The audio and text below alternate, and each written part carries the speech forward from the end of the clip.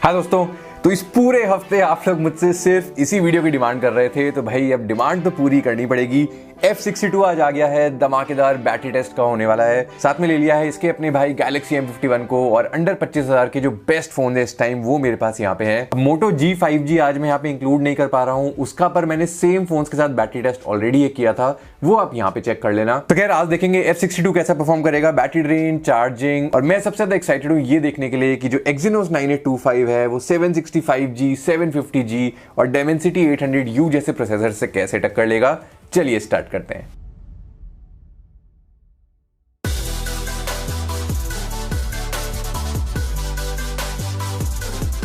तो सारे फोन्स यहाँ पे 100% चार्ज हैं, सारे फोन्स फ्लाइट मोड पे हैं, सारे फोन्स सेम वाईफाई नेटवर्क से कनेक्टेड हैं, सारे फोन्स पे जो भी लेटेस्ट सॉफ्टवेयर अपडेट है वो इंस्टॉल्ड है। तो Galaxy F62 यहाँ पे out of the box Android 11 के साथ आया है। नॉर्ड पे मैंने Android 11 का बीटा डाला हुआ है, बाकी तीनों फोन्स Android 10 पे हैं। यहाँ पे Mi 10i अकेला फोन है जिसमें हमें LCD स्क्रीन मिलती है, बाकी चारों फोन में AMOLED है। और Mi 10i, OnePlus Nord दोनों पे हाई रिफ्रेश रेट स्क्रीन है, बाकी तीनों फोन्स पे 60 हर्ट्ज है। तो मैंने इन दोनों फोन्स को भी 60 हर्ट्ज पे सेट कर दिया है। अगर आपको इनका हाई रिफ्रेश रेट के साथ बैटरी टेस्ट देखना है, पिछले ही हफ्ते हमने किया था, वो आपको यहाँ पे मिल जाएगा। तो खैर टेस्ट का फॉर्मेट आपको पता है, सबसे पहले करेंगे 2 घंटे का वीडियो प्लेबैक टेस्ट, जिसके लिए यूट्यूब से फुल HD वीडियो स्ट्रीम करेंगे।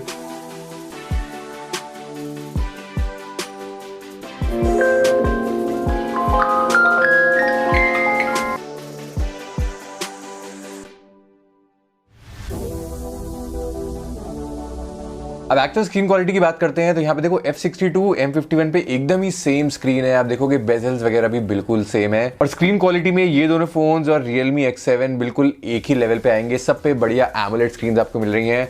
OnePlus Nord की स्क्रीन शायद मैं इनसे थोड़ा सा ऊपर रखूंगा, क्योंकि यहाँ पे जो पीक ब्राइटनेस वगैरह है थोड़ी ज्यादा हाई है। और Mi 10i की स्क्रीन भी देखो बुरी नहीं है, यहाँ पे आपको दिख ही रहा होगा, ऐसा कुछ फर्क आप नहीं बता पाओगे। पर वही बात है कि LCD स्क्रीन है तो पंचीनेस वगैरह थोड़ी कम लग सकती है अगर आप बहुत वीडियोस देखते हो।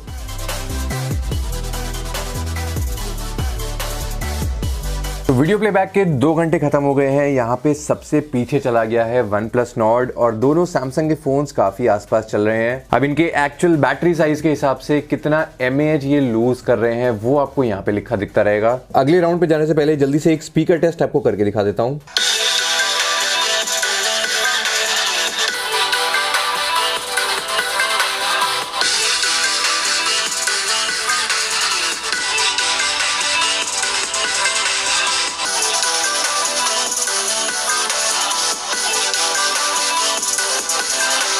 तो यहाँ पे Mi 10i अकेला फोन है जिसमें आपको स्टीरियो स्पीकर सेटअप मिलता है, तो ऑब्वियसली यहाँ पे सबसे बढ़िया लगता है साउंड आउटपुट 2 स्पीकर से आता हुआ। बाकी सारे फोन में से सबसे बढ़िया स्पीकर OnePlus Nord के पास है, Realme X7 उससे थोड़ा सा पीछे है, और सबसे वीक स्पीकर परफॉर्मेंस दोनों सैमसंग फोन्स में है, और आपस में इनमें कोई डिफरेंस नहीं है। खैर अब आ गए परफॉर्मेंस टेस्टिंग पे, तो सबसे पहले Geekbench CPU बेंचमार्क रन कर लेते हैं। यहाँ पे प्रोसेसर्स बहुत इंटरेस्टिंग है। Galaxy M51 पे 730G है, Nord पे है 765G, Mi 10i पे 750G है, Realme X7 पे है 800U Dimensity, और Galaxy F62 पे है Exynos 9825 जो कि फ्लैगशिप प्रोसेसर है टेक्निकली, बट 2 साल पुराना फ्लैगशिप प्रोसेसर है।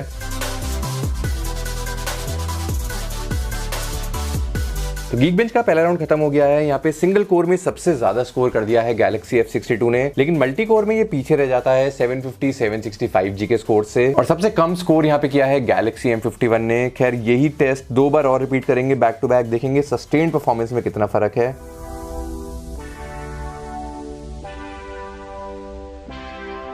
तीसरा राउंड Geekbench का खत्म हो गया है, और Nord और Realme X7 के स्कोर में तो ज्यादा ड्रॉप नहीं आया है, काफी कंसिस्टेंट है। Mi 10i के स्कोर में थोड़ा सा ड्रॉप आ गया है, आप यहाँ पे देख सकते हो तीनों राउंड के स्कोर, और अब ये पीछे चला गया है Realme X7 से। Galaxy M51 का भी टेस्ट खत्म हो गया है, यहाँ पे अच्छा खासा ड्रॉप आ गया है इसकी परफॉर्मेंस में। आप देखोगे पहले राउंड में ये 500 के ऊपर था, अभी ये 400 में आ गया है। और फाइनली F62 पे टेस्ट खत्म हो गया है। यहाँ पे काफी ज्यादा शॉकिंग है, आप देखो कितना ज्यादा ड्रॉप हो गया है इसमें स्कोर। फर्स्ट राउंड का स्कोर था 798 और 1700, और अभी स्कोर पहुंच गया है 280 और 1100 के आसपास। और देखो हैवी यूजेज के साथ थोड़ी बहुत थ्रॉटलिंग हर CPU में होती है, बट ये तो कुछ अलग ही लेवल की हो रही है। खैर यहाँ पे इस चीज को और थोड़ा सा सही से टेस्ट करते हैं। यहाँ पे मैंने खोल लिया है AnTuTu बेंचमार्क। CPU टेम्परेचर्स में नजर डाल लो, सारे फोन्स पे 40 डिग्रीज के अराउंड है, लेकिन F62 पे 50 डिग्री टच हो रहा है। वैसे हाथ से छूने में ऐसा कुछ गर्म नहीं हुआ है, बस CPU का टेम्परेचर ज्यादा है।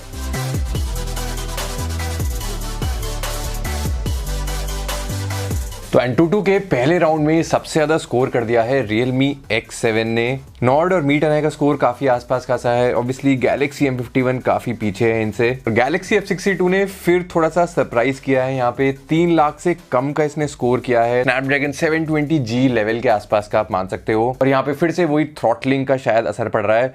खैर इसके बारे में मैं आपको थोड़ा और बताऊंगा आगे चल के। पहले जल्दी से इसको रिपीट कर लेते हैं 2 बार, सस्टेन्ड परफॉर्मेंस चेक करेंगे।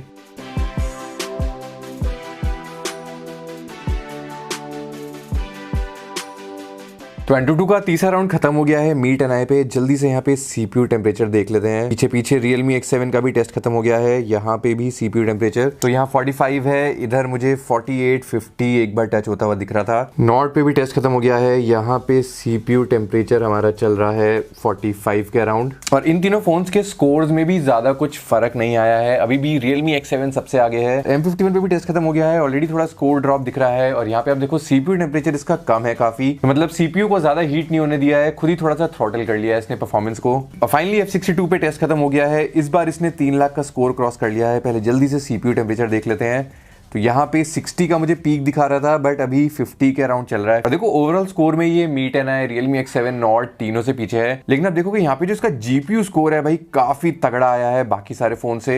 M51 से तो डबल से भी ज्यादा है, पर इसका स्कोर कम हो जा रहा है क्योंकि इसका CPU बहुत ज्यादा थ्रॉटल्ड है। सिर्फ 70,000 ये स्कोर कर रहा है। बाकी ये वाले फोन 1,10,000, 1 लाख तक स्कोर कर रहे हैं। फिर बेंचमार्क राउंड खत्म करने से पहले एक स्टोरेज टेस्ट मैं आपको और करके दिखा देता हूँ। और यहाँ पे F62 ने बहुत ज्यादा स्कोर किया है बाकी सारे फोन से, क्योंकि यहाँ पे UFS 3 स्टोरेज हमें मिलती है जो बाकी फोन्स के UFS 2.1, 2.2 से काफी ज्यादा तेज है। तो आप लोग में से काफी सारे लोग मुझे पिछली वीडियो के टाइम भी पूछ रहे थे कि भाई सैमसंग तो कह रहा है कि 4.5 लाख का Antutu आ रहा है, 2000 का Geekbench है, तो यहाँ पे ये कम क्यों स्कोर कर रहा है? वो इसीलिए है भाई क्योंकि यहाँ पे सैमसंग ने इसको ऐसे प्रोग्राम किया है कि जैसे ही इसका टेम्परेचर थोड़ा सा बढ़ना शुरू हो, एकदम से ये परफॉर्मेंस वापस खींच लेता है। इनफैक्ट इरशाद ने एक फुल रिव्यू करा है F62 का, वो वीडियो आपको यहाँ पे मिल जाएगी। उसमें उसने नोटिस किया कि अगर आप F62 को थोड़ी देर फ्रिज में रख दोगे और उसके बाद आप इस पे Antutu चलाओगे तो ये 4 लाख के ऊपर का स्कोर कर लेता है। मतलब इस बात का कोई सेंस नहीं है वैसे, ऑब्वियसली रियल लाइफ में आप ऐसा क्यों ही करोगे। लेकिन देखो कहने का मतलब ये है कि अगर आप नॉर्मल चीजें कर रहे हो, जैसे आप सोशल मीडिया कर रहे हो या फिर आप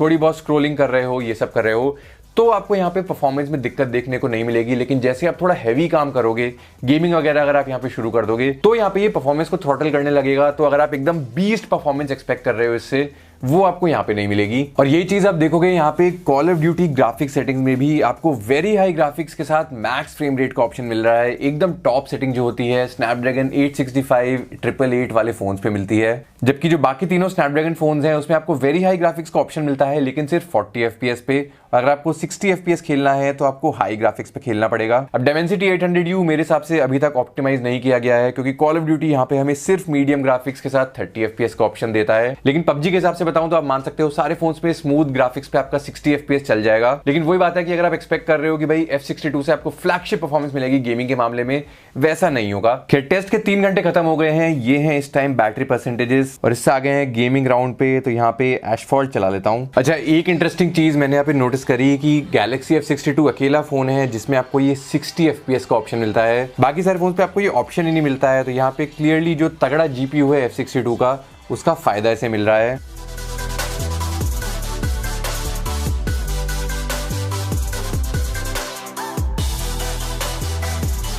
तो टेस्ट को 4 घंटे हो चुके हैं। नॉर्ड और Mi 10i सबसे ज्यादा पीछे चले गए हैं। Realme X7 इनसे थोड़ा सा आगे निकल गया है। दोनों सैमसंग फोन्स में आप देखोगे F62 अब थोड़ा सा पीछे हो गया है M51 से। खैर हैवी टेस्टिंग अभी खत्म नहीं हुई है, लास्ट हमारा राउंड रह गया है। यहाँ पे हम करेंगे वीडियो रिकॉर्डिंग। तो सारे फोन्स पे रियर कैमरा से आप 4K 30 FPS वीडियो रिकॉर्ड कर सकते हो, वही यहाँ पे रिकॉर्ड करेंगे। और एक काफी इंटरेस्टिंग चीज है कि दोनों सैमसंग फोन्स पे 1080p वीडियो भी सिर्फ 30 FPS पे रिकॉर्ड आप कर सकते हो। बाकी तीनों फोन्स पे आपको 1080p 60 FPS का ऑप्शन मिल जाता है।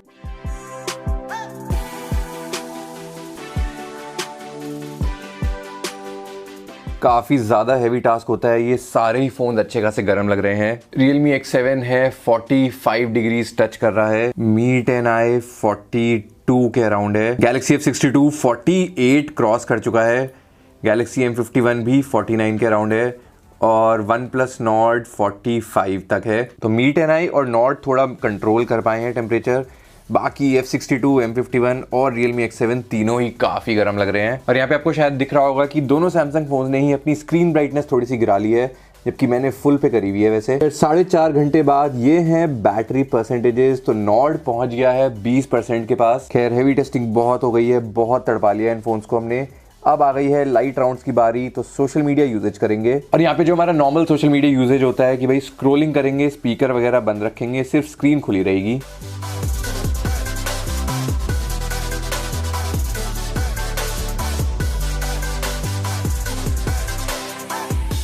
सोशल मीडिया के 2 घंटे खत्म हो गए हैं, टेस्ट को 6.5 घंटे हो चुके हैं। नॉर्ड, मी 10i दोनों बिल्कुल साथ साथ हैं, मरने वाले हैं। खैर अब सारे राउंड्स हमारे खत्म हो गए हैं, तो सारे ही राउंड्स एक एक करके हम रिपीट करेंगे।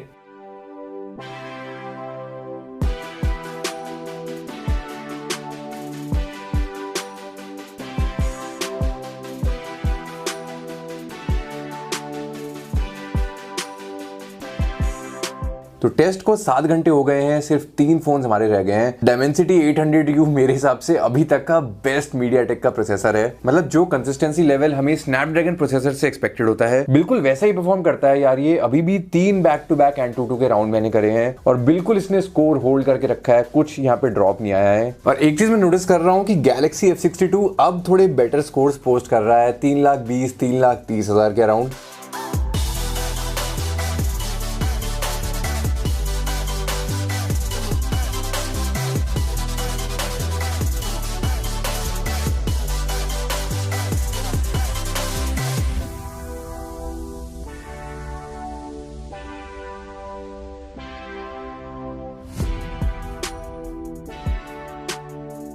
तो अभी मैंने यहाँ पे इन दोनों फोन्स पे एक 45 मिनट्स का CPU थ्रॉटलिंग टेस्ट करके देखा। तो यहाँ पे आप देखोगे Galaxy M51 का जो चार्ट है काफी कंसिस्टेंट सा है, 100 के पास है और CPU थ्रॉटलिंग दिखा रहा है कि 93% तक हुई थी बस। वहीं अगर हम कंपेयर करें Galaxy F62 के साथ तो आप देखोगे कि शुरू में ये 100 के पास चल रहा था, उसके बाद ये एकदम नीचे ड्रॉप हुआ और उसके बाद पूरे 45 मिनट्स ये नीचे ही रहा है, एक भी बार ऊपर गया ही नहीं। और ये 85% पे आके थ्रॉटल हो गया था। और यहाँ पे जो Galaxy M51 की मिनिमम परफॉर्मेंस है वो भी इसकी मैक्सिमम परफॉर्मेंस से ज्यादा है। और इसका बेसिक मतलब ये है कि Exynos 9825 शुरू से ही थ्रॉटल करा हुआ था, वो एक भी बार फुल परफॉर्मेंस पे गया ही नहीं अपने। F62 5% पे पहुंच गया है, M51 में 13% अभी भी बाकी है।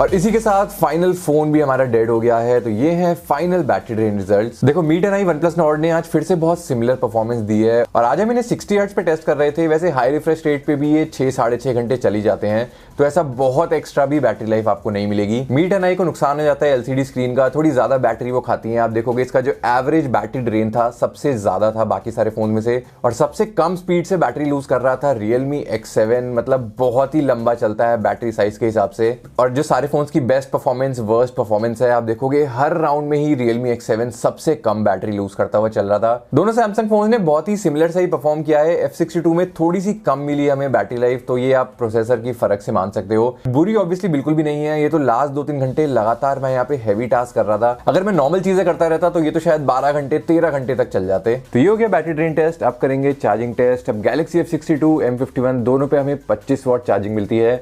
नॉर्ड पे 30 वॉट चार्जिंग है, मी 10i पे 33 वॉट चार्जिंग है। Realme X7 पे ऑन पेपर सबसे तेज है चार्जिंग स्पीड 50 वॉट की। तो चार्जिंग थाली है तैयार, टेस्ट स्टार्ट कर देते हैं।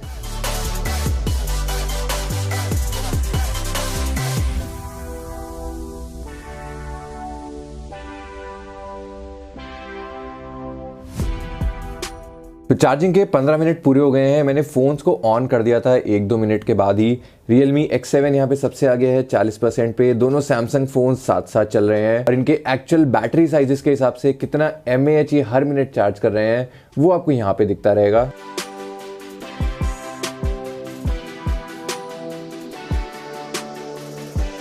चार्जिंग का आधा घंटा पूरा हो गया है। Realme X7 ऑलरेडी 70% टच कर चुका है। और एक चीज मैंने नोटिस करी थी यार कि चार्जिंग के पहले 15 मिनट में Realme X7 और Galaxy F62 काफी गर्म से हो गए थे। हालांकि अब इनका टेम्परेचर वापस थोड़ा नॉर्मल सा हो गया है और बाकी तीनों स्नैपड्रैगन वाले फोन में ऐसा कुछ मुझे हीटिंग फील नहीं हुई थी।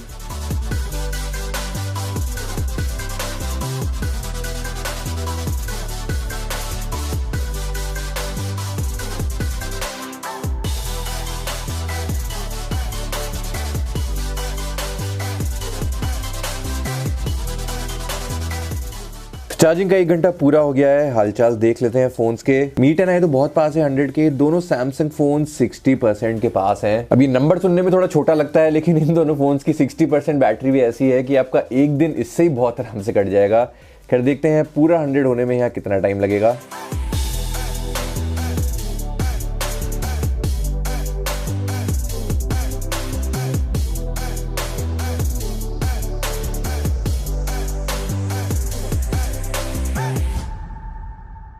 और इसी के साथ फाइनल फोन भी हमारा फुल चार्ज हो गया है। तो ये है फाइनल बैटरी चार्जिंग रिजल्ट। और यहाँ पे काफी सिंपल सा मामला है, दोनों सैमसंग के फोन 2 घंटे में फुल चार्ज होते हैं, बाकी सारे फोन आप मान सकते हो 1 घंटे में फुल चार्ज होते हैं। और वो जो बेनिफिट होता है फास्ट चार्जिंग का कि भाई इमरजेंसी में एकदम आपको 10 मिनट 15 मिनट चार्ज करना हो, आधा घंटा चार्ज करना हो, उसमें सबसे ज्यादा बेनिफिट आपको देखने को मिलेगा Realme X7 और OnePlus Nord पे ही। फाइनल रिजल्ट की बात करते हैं, मी 10 आई OnePlus Nord दोनों आपको 1 दिन की बैटरी लाइफ दे देंगे। दोनों पे चार्जिंग स्पीड भी अच्छी खासी है और दोनों पे जो ओवरऑल परफॉर्मेंस है, स्मूथनेस है, सब चीज बढ़िया चलती है। Realme X7 में आपको हाई रिफ्रेश रेट की स्क्रीन नहीं मिल रही है, लेकिन यहाँ पे बैटरी लाइफ बहुत जबरदस्त देता है ये फोन। अपनी बैटरी साइज के हिसाब से काफी लंबा तो ये टिकता ही है और सबसे अच्छी बात है कि परफॉर्मेंस भी यहाँ पे काफी अच्छी है। Dimensity 800U ने सही में मुझे काफी इंप्रेस किया है। Galaxy M51, F62 इन दोनों की बैटरी लाइफ परफॉर्मेंस और चार्जिंग परफॉर्मेंस एकदम सेम सी थी। दोनों से ही आप मान लो 1.5 दिन 2 दिन आपको बहुत आराम से मिल जाएगा। लेकिन बात करते हैं Galaxy F62 की, तो यहाँ पे जैसा हमने देखा आज कि भैया थ्रॉटलिंग इसमें होती है काफी ज्यादा।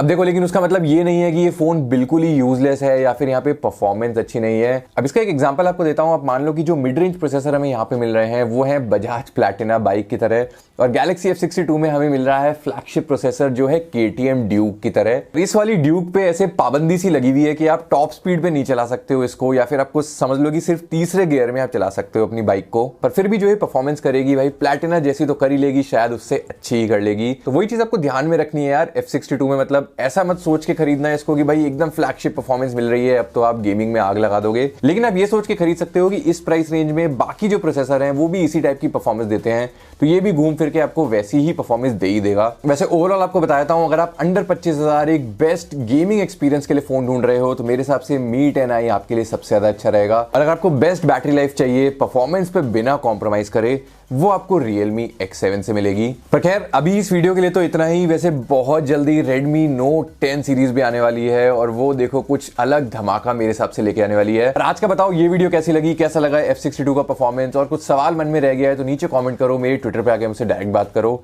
मैं मिलता हूं आपसे नेक्स्ट वीडियो में, तब तक के लिए बाय।